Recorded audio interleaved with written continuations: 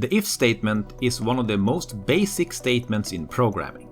Essentially, it just means that whatever expression you have inside this bracket is true, then this code is executed. And if it's not true, then this will simply not run. Now, you can have an if, else if, and ending with an else. This provides you with more options. Which means if the first if is not true, then maybe this is true. And if that is not true, then maybe this is true. And finally, if none of those are true at all, then we end with an else, which will then be the default.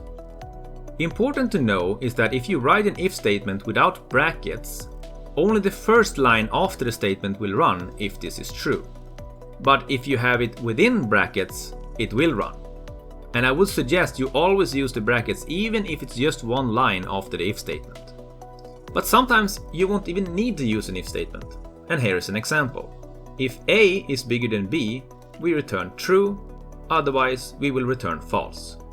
The first step we could simplify this is by removing the else. But we can just remove the if statement completely by returning the expression directly. So we return A is bigger than B. This way we don't even need an if statement. This has been the if statement in C#.